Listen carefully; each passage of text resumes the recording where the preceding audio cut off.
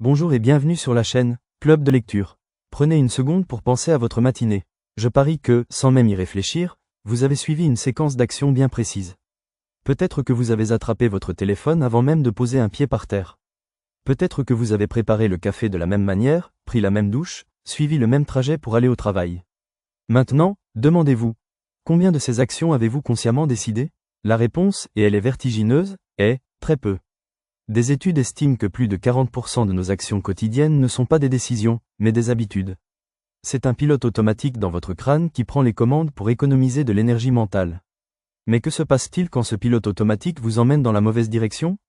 Quand il vous pousse vers ce paquet de cigarettes, ce scroll infini sur les réseaux sociaux, ou cette procrastination qui ronge vos projets? On se sent faible, on se dit qu'on manque de volonté. Aujourd'hui, nous allons jeter cette idée à la poubelle. Car nous allons plonger dans le manuel d'utilisateur de notre cerveau, Le pouvoir des habitudes de Charles Duhigg.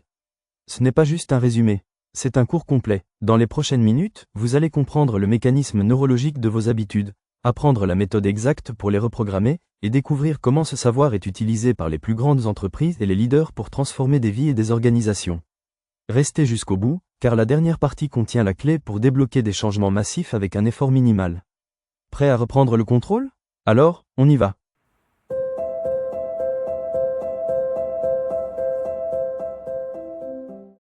Partie 1. Dans les coulisses du cerveau, le code secret de l'habitude. Pour comprendre comment changer une habitude, il faut d'abord devenir un détective de notre propre esprit.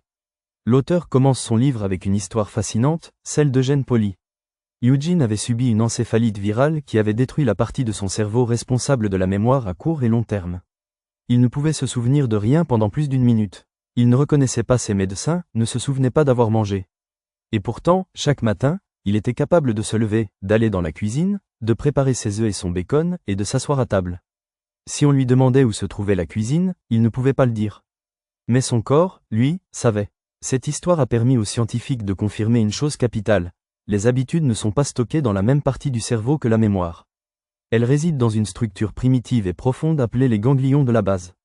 C'est notre processeur de pilote automatique. Et comment fonctionne ce processeur? Il suit un algorithme en 3 temps que l'auteur a popularisé sous le nom de la boucle de l'habitude. 1. Le signal, c'est le bouton « play ». Le déclencheur, il existe 5 catégories de signaux. L'heure, exemple, 15 heures, l'heure du coup de barre. Le lieu, exemple, la machine à café, le canapé. L'état émotionnel, exemple, le stress, l'ennui, la présence d'autres personnes, exemple, cet ami avec qui vous buvez toujours un verre, l'action qui précède immédiatement. Exemple, finir un rapport, fermer son ordinateur. 2. La routine, c'est le comportement, l'action physique ou mentale. C'est ce qu'on voit, ce qu'on fait. Fumer la cigarette, manger le gâteau, ouvrir Twitter. 3. La récompense, c'est la raison pour laquelle le cerveau se dit « Ah, ça, c'était bien ». On va garder cette boucle en mémoire. La récompense cimente le circuit neurologique. Prenons un exemple de la vie de tous les jours, le smartphone. Signal, vous entendez le ping d'une notification. Ou simplement, un micro-moment d'ennui en attendant le bus. Routine, vous sortez le téléphone, déverrouillez l'écran, ouvrez l'application. Récompense, une micro-dose de dopamine. Un like, un message, une nouvelle info. Une petite distraction qui soulage l'ennui. Cette boucle semble simple, mais il manque l'ingrédient qui la rend si puissante, si irrésistible. Le moteur secret, le désir ardent. L'auteur explique que ce n'est pas la récompense en elle-même qui nous pousse à agir. C'est l'anticipation de la récompense. C'est le désir. Des chercheurs ont étudié le cerveau de singes. Au début, le pic de plaisir dans leur cerveau apparaissait au moment où ils recevaient une goutte de jus de fruits, la récompense. Mais après avoir répété l'expérience des centaines de fois, le pic de plaisir s'est déplacé. Il n'apparaissait plus au moment de la récompense, mais dès l'apparition du signal. Le cerveau du singe avait appris à anticiper, à désirer ardemment le jus de fruits. C'est ce désir qui le poussait à accomplir la routine. C'est exactement ce qui se passe pour nous. Vous ne désirez pas le gâteau, vous désirez le réconfort et le pic d'énergie qu'il va vous procurer. Un fumeur ne désire pas la cigarette, il désire le soulagement et le coup de fouet de nicotine qu'il anticipe. C'est ce désir qui nous fait agir en pilote automatique. Comprendre cela est la première étape fondamentale. Car si on peut comprendre le désir, on peut le satisfaire différemment.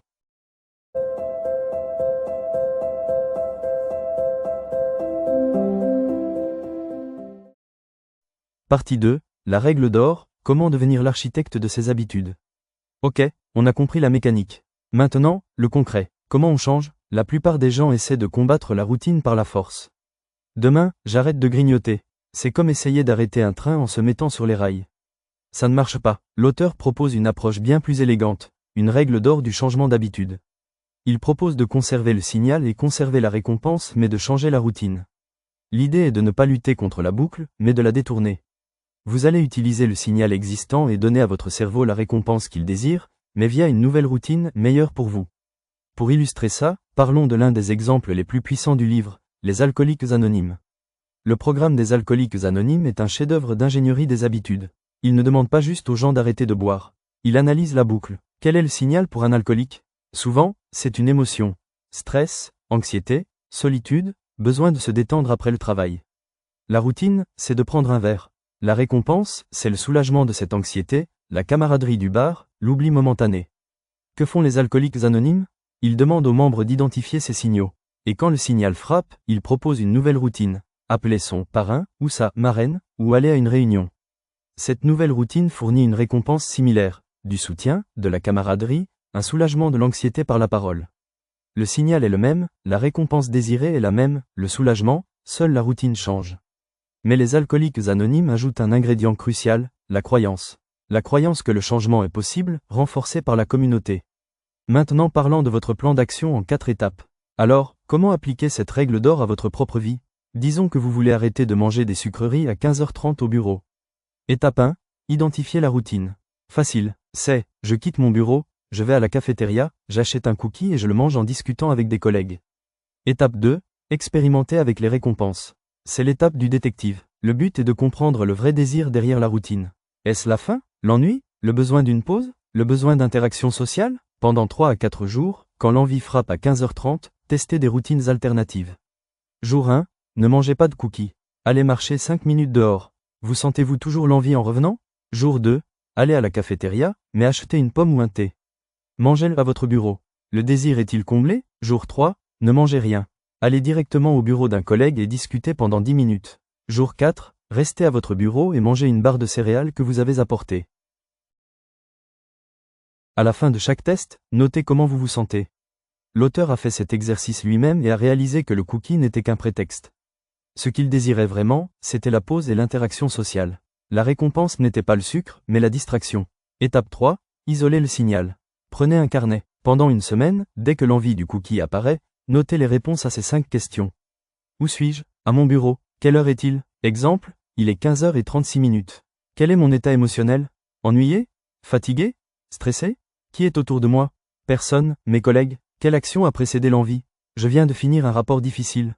Après quelques jours, un schéma clair va émerger. Vous réaliserez que le signal, c'est, vers 15h30, après avoir terminé une tâche ennuyeuse. Étape 4. Créer un plan. Vous avez toutes les pièces du puzzle. Vous pouvez maintenant créer un plan d'action conscient. La structure est simple. Quand, signal, alors, nouvelle routine.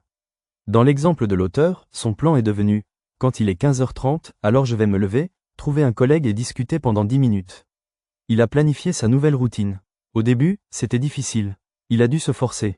Mais après une semaine, c'est devenu de plus en plus automatique. La boucle de l'habitude était tout simplement en train d'être réécrite. Cette méthode fonctionne pour tout.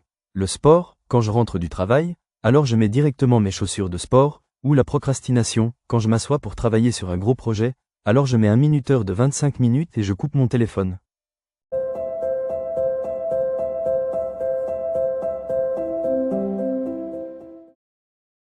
Partie 3. L'effet domino, des habitudes individuelles aux empires. Là où le livre devient vraiment puissant, c'est quand il montre comment ce principe s'applique à une échelle bien plus grande. L'auteur introduit le concept d'habitude clé. Une habitude clé est une habitude qui, une fois changée ou adoptée, crée une réaction en chaîne et transforme d'autres habitudes qui ne semblent pas liées. C'est le premier domino qui fait tomber tous les autres. L'exemple le plus spectaculaire du livre est celui de Paul O'Neill et de l'entreprise Alcoa, le géant de l'aluminium. Quand O'Neill est devenu PDG en 1987, les investisseurs de Wall Street lui ont demandé son plan pour augmenter les profits. Sa réponse les a laissés sans voix. Il a dit « Je veux faire d'Alcoa l'entreprise la plus sûre d'Amérique. Mon objectif est, 0 accident du travail. » Les investisseurs ont cru qu'il était fou. Ils ont vendu leurs actions. Mais O'Neill avait compris le pouvoir des habitudes clés. Pour atteindre 0 accident, il a dû changer les routines de l'entreprise. Il a mis en place une nouvelle règle. Dès qu'un accident survenait, le président de l'unité devait lui en faire un rapport, avec un plan pour que ça ne se reproduise plus, dans les 24 heures. Pour respecter cette règle, Tout le système de communication a dû être transformé. Les ouvriers devaient avoir un moyen de contacter les managers instantanément. Les managers devaient avoir le pouvoir de stopper la production. Les différentes divisions devaient partager leurs informations sur les meilleures pratiques de sécurité. Cette seule habitude, le rapport d'accident en 24 heures, a forcé l'entreprise à devenir un modèle d'efficacité, de communication et d'excellence. La qualité a augmenté, les coûts ont baissé. Et les profits? Quand O'Neill a pris sa retraite, les revenus d'Alcoa étaient 5 fois plus élevés que le jour de son arrivée. La sécurité n'était pas le but final. C'était l'habitude clé qui a tout transformé. Alors, quelles sont les habitudes clés dans nos vies? Les recherches en identifient plusieurs. L'exercice physique régulier. Les gens qui font du sport se mettent, sans y penser, à mieux manger, à être plus productifs, à mieux dormir et à être moins stressés. Les dîners en famille. Les enfants qui dînent régulièrement avec leur famille ont de meilleures notes, plus de confiance en eux et un meilleur contrôle émotionnel. Faire son lit chaque matin, c'est une petite victoire qui est corrélée avec une meilleure productivité et un plus grand bien-être. La volonté comme une habitude. L'auteur va encore plus loin avec l'exemple de Starbucks. Starbucks a réalisé que le succès d'un barista dépendait de sa capacité à garder son calme et son sourire face à un client mécontent, même après 8 heures de travail. C'est une question de volonté et d'autodiscipline. La science nous apprend que la volonté n'est pas un trait de caractère, c'est comme un muscle, elle se fatigue au cours de la journée. Starbucks a donc décidé d'entraîner ce muscle. Ils ont créé des manuels de formation où les employés doivent imaginer des situations difficiles. Par exemple un client qui hurle, ou une commande de 10 boissons compliquées. Et écrire à l'avance leur plan d'action. Ils créent des routines pour les moments où leur volonté sera au plus bas. C'est ce que Starbucks appelle la méthode LAT, écouter le client. Reconnaître leurs plaintes, agir en résolvant le problème. Les remercier et enfin expliquer pourquoi le problème est survenu. C'est une boucle de l'habitude pré-planifiée. Le signal est le client en colère. La routine est le protocole LAT. La récompense est un désamorçage de la situation et un client satisfait. En transformant la gestion de crise en une habitude, Starbucks s'assure que ses employés performent même quand ils sont fatigués. Conclusion, devenez l'architecte de votre vie. Si vous devez retenir une seule chose de ce livre et de ce résumé, que ce soit celle-ci, vos habitudes ne sont pas votre destin. Elles sont une science, un code qui a été écrit dans votre cerveau au fil des ans, souvent sans votre permission. Mais maintenant, vous avez le manuel. Vous savez que chaque habitude est une boucle. Signal, routine, récompense, alimentée par un désir. Vous savez que pour la changer, il ne faut pas se battre de front, mais appliquer la règle d'or, isoler le signal, identifier la récompense désirée, et consciemment choisir une nouvelle routine. Vous savez qu'en vous concentrant sur une ou deux habitudes clés, comme faire du sport ou planifier votre journée, vous pouvez créer un effet domino qui transformera l'ensemble de votre vie. Le pouvoir des habitudes est immense. Il peut créer des addictions, mais il peut aussi faire de nous des athlètes, des entrepreneurs à succès, des parents plus patients. Il peut construire des entreprises comme Starbucks et Alcoa. Le changement ne vient pas d'une explosion soudaine de volonté. Il vient d'un petit ajustement, répété jour après jour, jusqu'à ce qu'il devienne automatique.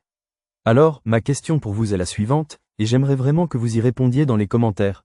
Quelle est la première petite habitude que vous allez commencer à analyser et à transformer dès aujourd'hui? Ne visez pas la lune. Choisissez un tout petit domino. Comme le disait Aristote, nous sommes ce que nous faisons de manière répétée. L'excellence n'est alors pas un acte, mais une habitude. Merci d'avoir écouté ce résumé jusqu'au bout. Si ce guide complet vous a apporté de la valeur, le meilleur moyen de me soutenir est de laisser un pouce bleu, de vous abonner pour ne pas manquer les prochaines analyses, et de partager cette vidéo avec quelqu'un qui, selon vous, a besoin d'entendre ce message. Prenez le contrôle, devenez l'architecte. À très bientôt.